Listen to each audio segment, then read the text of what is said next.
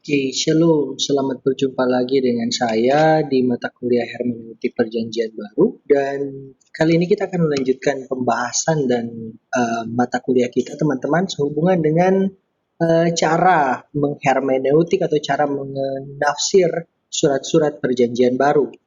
Nah, kita masuk pada materi ketiga, yaitu tentang dua konteks penting untuk menafsir surat Perjanjian Baru. Mari kita bahas apa saja dua konteks penting tersebut.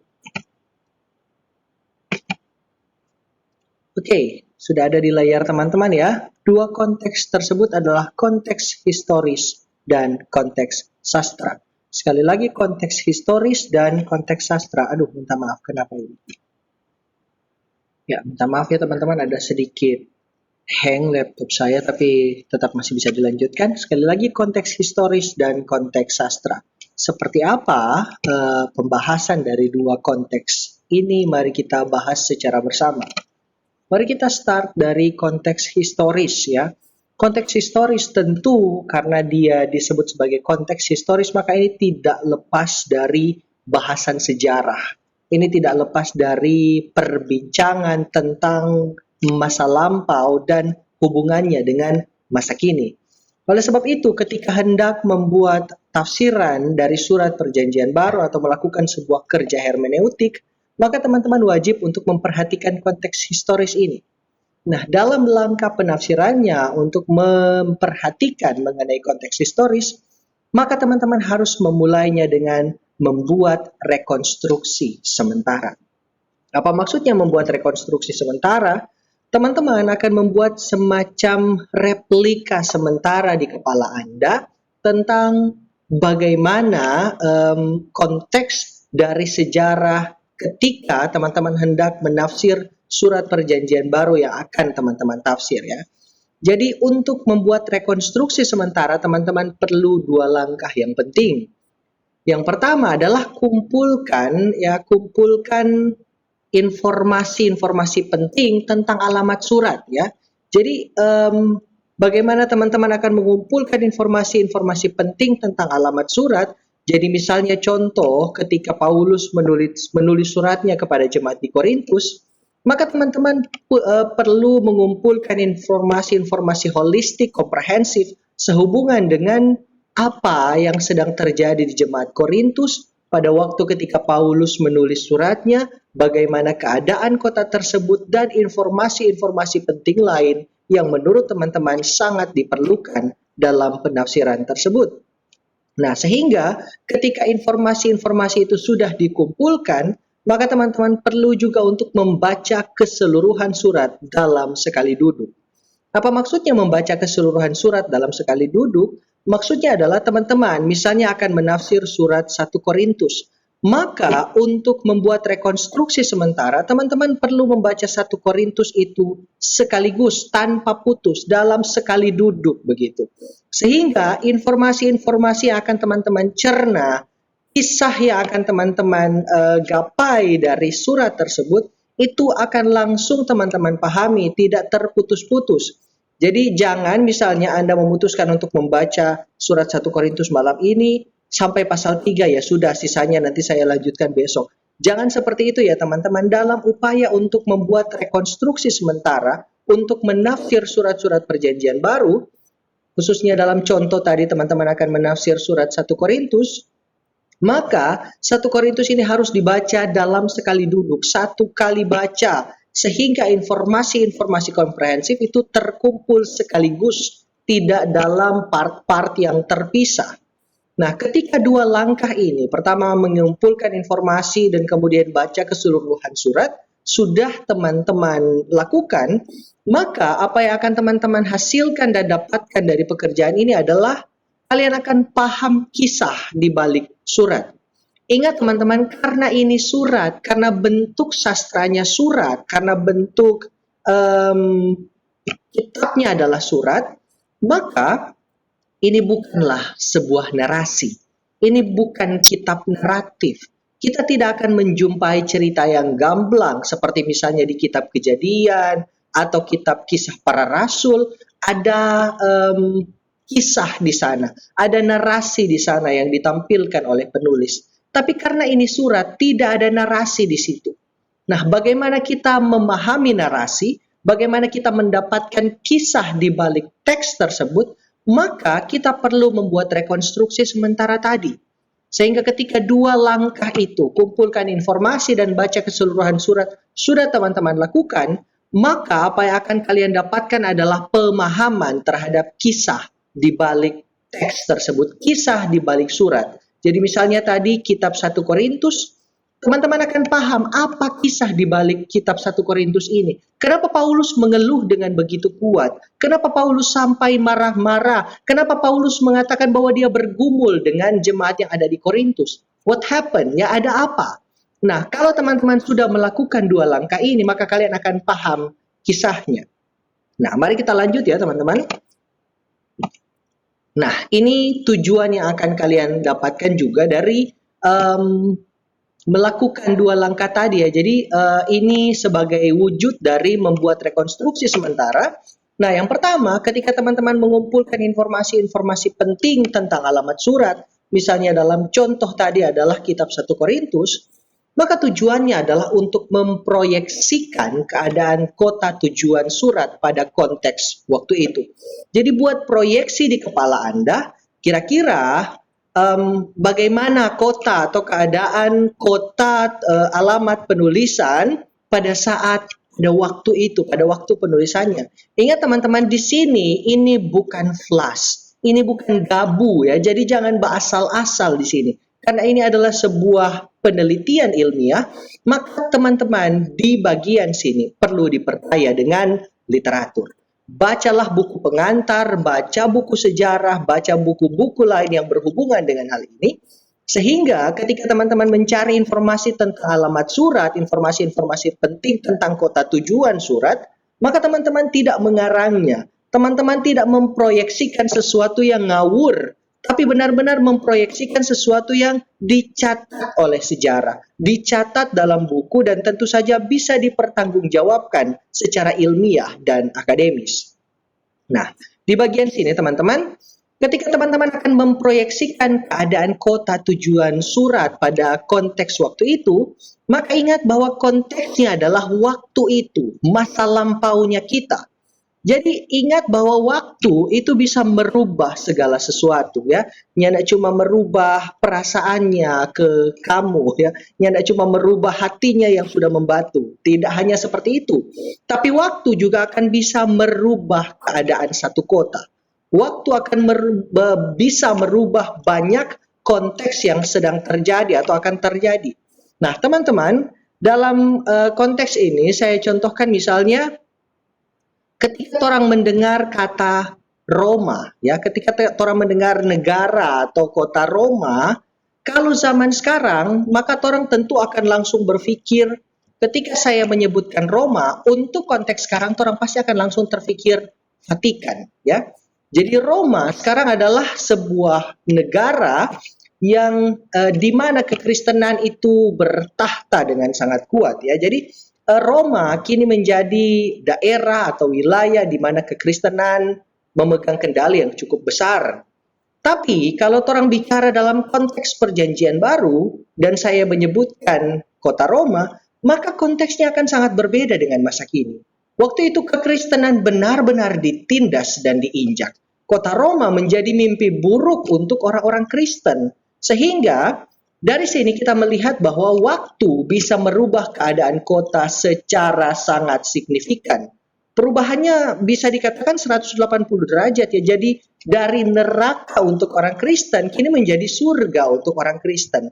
Di masa perjanjian baru, kota Roma itu adalah momok menakutkan untuk orang Kristen, tapi sekarang kota Roma itu ingin dikunjungi hampir oleh seluruh umat Kristen karena di sana begitu banyak peradabannya ya. Nah, begitu banyak budaya-budaya kekristenan, meskipun ya yang di sana yang kini dikenal adalah Kristen Katolik, tapi budaya kekristenannya benar-benar sangat terasa. Atau misalnya ketika orang bicara tentang kota Athena. Athena di masa perjanjian baru adalah kota pusat sebenarnya ya. Orang-orang datang ke sana untuk menyaksikan kebudayaan, untuk menyaksikan betapa manusia bisa menunjukkan berbagai hal ya. Jadi misalnya kota Athena di masa Perjanjian Baru itu adalah kota kesenian ya, kota di mana entertainment itu menjadi sesuatu yang sangat penting. Dan bahkan di masa Perjanjian Baru manusia itu sudah butuh hiburan, manusia butuh entertainment. Tapi sekarang kota Athena tidak seperti itu lagi. Kita tidak akan menemukan hiburan apapun di kota Athena ya. Kota Athena kini kalau boleh dikatakan tidak sengetop di masa Perjanjian Baru ya. Tidak sepopuler di masa Perjanjian Baru. Nah, oleh sebab itu teman-teman, maka mengumpulkan informasi tentang alamat surat ini sesuatu yang sangat penting, apalagi ketika informasinya dikumpulkan berdasarkan konteks waktu pada saat itu.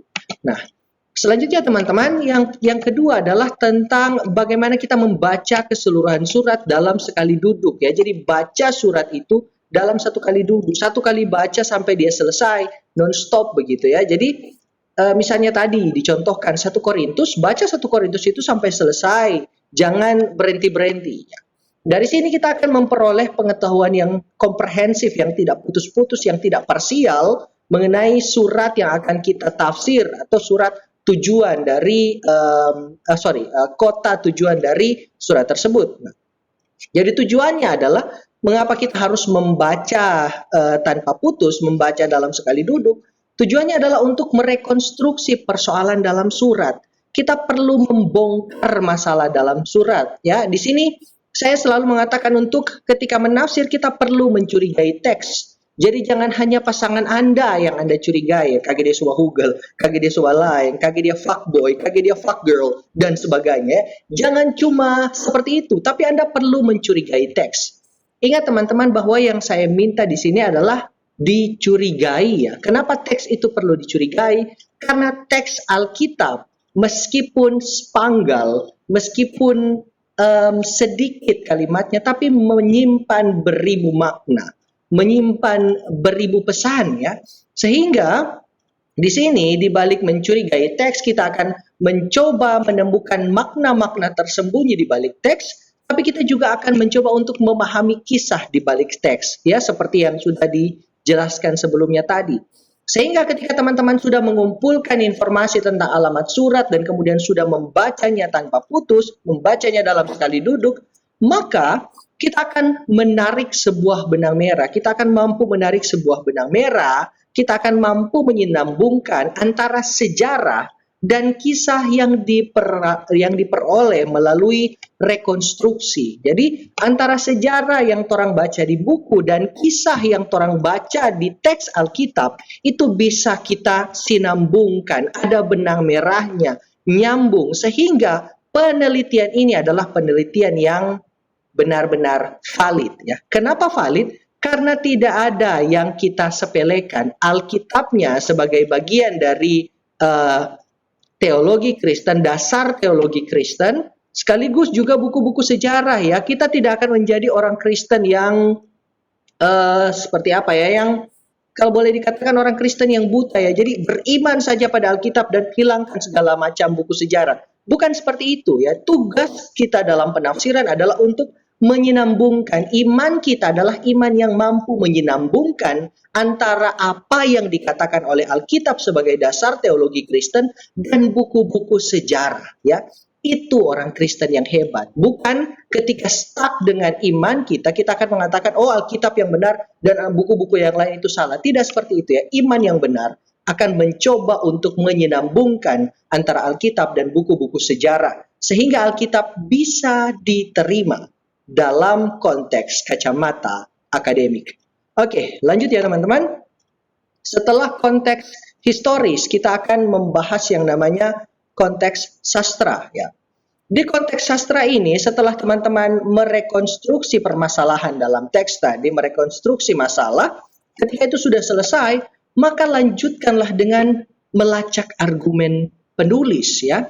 Dalam hal ini kita perlu melacak argumen seorang penulis ketika dia mengalamatkan suratnya kepada jemaat yang ia tuju. Misalnya dalam contoh tadi kitab 1 Korintus ya, berarti jemaat yang dituju adalah jemaat Korintus dan penulisnya berarti adalah Paulus. Nah, dalam konteks ini maka kita perlu untuk melacak argumen Paulus.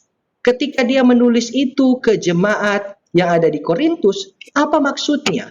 Kenapa dia berargumen seperti itu? Ada apa di benak Paulus ketika dia mengeluarkan argumen seperti itu? Dan yang paling penting juga adalah bahwa kita perlu belajar untuk berpikir secara paragraf. Apa maksudnya belajar berpikir secara paragraf? Berpikir secara paragraf artinya kita akan menemukan makna-makna penting, kunci untuk memahami apa yang akan kita tafsir pada setiap paragraf. Sehingga paragraf itu tidak akan kita lihat sebagai bagian-bagian yang terpisah, tetapi bagian-bagian yang nyambung yang akan kemudian memberikan informasi penting kepada kita dalam hal memahami apa yang hendak kita tafsir. Nah, kemudian setelah itu kita juga akan mampu memahami apa maksud penulis dengan argumennya. Nah, dalam contoh tadi misalnya untuk konteks 1 Korintus, kita memahami bahwa Paulus itu sering menggunakan berbagai macam gaya sastra dalam penulisannya. Kadang-kadang dia menjadi pribadi yang open-open, yang apa yang dia rasakan itu yang dia bilang. Tapi kadang-kadang Paulus juga menggunakan kemampuan intelektualnya ketika dia bermetafora dengan bahasa-bahasa yang ia gunakan. Jadi kadang-kadang Paulus menggunakan analogi, kadang-kadang dia hiperbola, tapi kadang-kadang juga dia sarkas ya, kadang-kadang dia menyindir dengan bahasa yang ia gunakan. Nah, sehingga teman-teman, dalam konteks menafsir surat-surat perjanjian baru, ketika kita memahami latar belakangnya, maka kita akan juga memahami bagaimana Paulus memilih kata, memilih diksi untuk menyampaikan maksudnya kepada alamat surat. Jadi misalnya untuk jemaat 1 Korintus ketika dia bicara tentang ini, apa maksud Paulus? Apakah ini jujur dari hatinya? Apakah ini harfiah? Atau ini adalah bagian dari sarkasnya Paulus? Atau ini justru analogi? Atau ini metafora yang lain? Atau justru dia sedang berhiperbola? Jadi dari situ kita benar-benar perlu memahami gaya sastra yang digunakan oleh seorang penulis untuk menyatakan maksudnya kepada jemaat yang sedang ia tuju. Nah, teman-teman, saya pikir untuk materi malam ini sampai di sini dulu. Ini malam ya saya membuat video, tapi mungkin teman-teman akan menontonnya siang atau pagi. Tapi sampai di sini dulu materi kita saat ini. Nanti saya akan buat lagi video untuk pembelajaran berikutnya, dan khusus untuk mahasiswa saya yang kontrak mata kuliah hermeneutik PB surat-surat, jangan lupa untuk tetap mengerjakan tugas akhir semester Anda, karena itu akan tetap saya periksa di kapan ya, kalau tidak salah Desember minggu pertama ya. Jadi tetap dikerjakan teman-teman, nanti segala sesuatunya ataupun progres yang dari video ini kiranya tetap juga teman-teman pakai dalam kerja tafsir nanti. Nah, teman-teman, ini perintah ini khusus untuk yang mengontrak mata kuliah saya ya, karena ternyata video yang saya buat dan saya upload ke YouTube itu disaksikan bahkan oleh mahasiswa dan dosen-dosen dari kampus lain, dan saya turut berbahagia dengan hal ini. Semoga share ilmu ini berguna dan semoga Tuhan Yesus memberkati kita senantiasa. Terima kasih untuk atensinya teman-teman. Tuhan Yesus memberkati. Shalom untuk kita semua.